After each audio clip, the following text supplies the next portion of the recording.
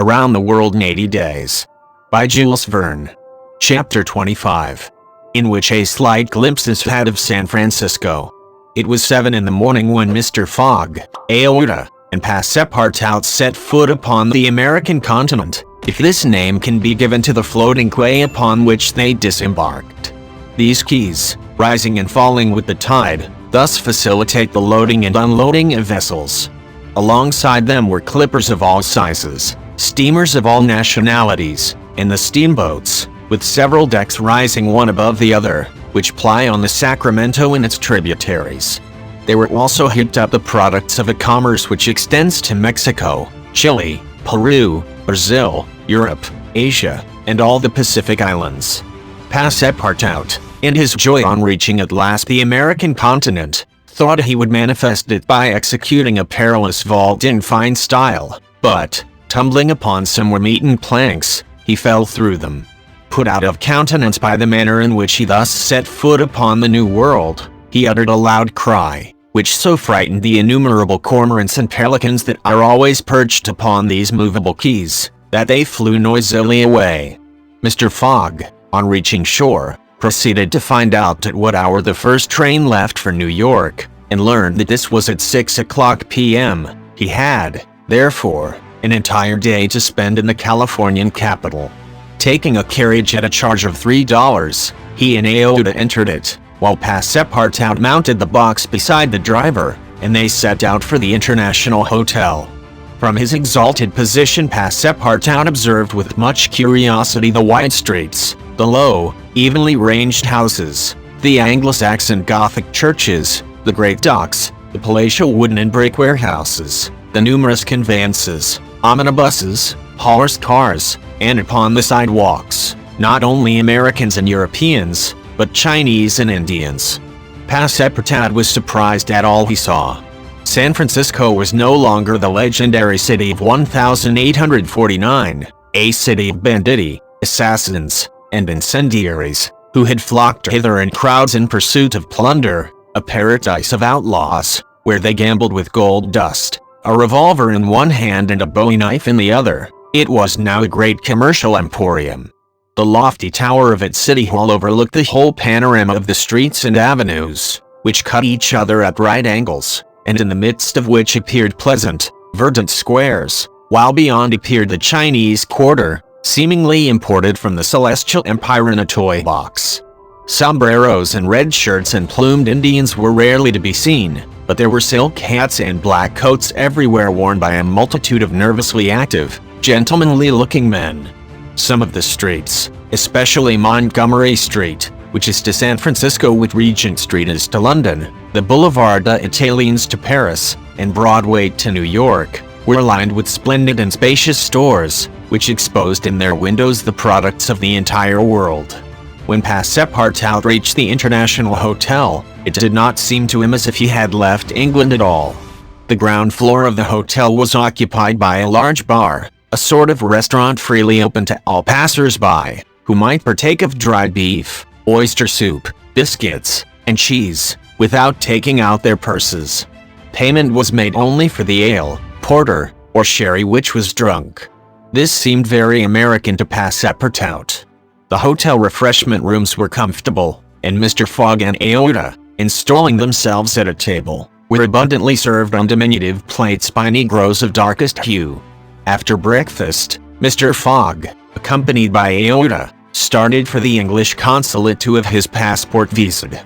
As he was going out, he met Passepartout, who asked him if it would not be well, before taking the train, to purchase some dozens of Enfield rifles and Colt's revolvers. He had been listening to stories of attacks upon the trains by the Sioux and Pawnees. Mr. Fogg thought it a useless precaution, but told him to do as he thought best, and went on to the consulate. He had not proceeded 200 steps, however, when, by the greatest chance in the world, he met Fix. The detective seemed wholly taken by surprise. What? Had Mr. Fogg and himself crossed the Pacific together, and not met on the steamer?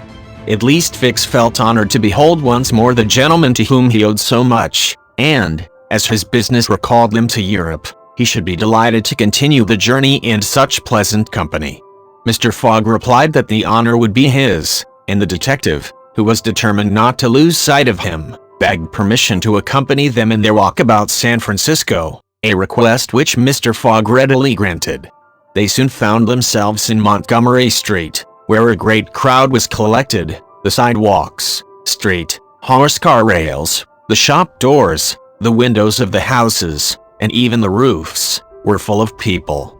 Men were going about carrying large posters, and flags and streamers were floating in the wind, while loud cries were heard on every hand. Hurrah for Cammerfield! Hurrah for Mandiboy! It was a political meeting, at least so Fix conjectured, who said to Mr. Fogg, "Perhaps we had better not mingle with the crowd. There may be danger in it?" "Yes," returned Mr. Fogg, "and blows, even if they are political, are still blows." Fix smiled at this remark, and, in order to be able to see without being jostled about, the party took up a position on the top of a flight of steps situated at the upper end of Montgomery Street. Opposite them, on the other side of the street, between a coal wharf and a petroleum warehouse, a large platform had been erected in the open air, towards which the current of the crowd seemed to be directed. For what purpose was this meeting? What was the occasion of this excited assemblage? Phileas Fogg could not imagine. Was it to nominate some high official, a governor or member of Congress? It was not improbable, so agitated was the multitude before them. Just at this moment there was an unusual stir in the human mass. All the hands were raised in the air. Some, tightly closed, seemed to disappear suddenly in the midst of the cries, an energetic way, no doubt, of casting a vote. The crowd swayed back, the banners and flags wavered, disappeared an instant, then reappeared in tatters. The undulations of the human surge reached the steps, while all the heads floundered on the surface like a sea agitated by a squall.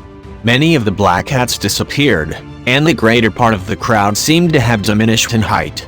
"It is evidently a meeting," said Fix, "and its object must be an exciting one. I should not wonder if it were about the Alabama, despite the fact that the question is settled." "Perhaps," replied Mr. Fogg, simply.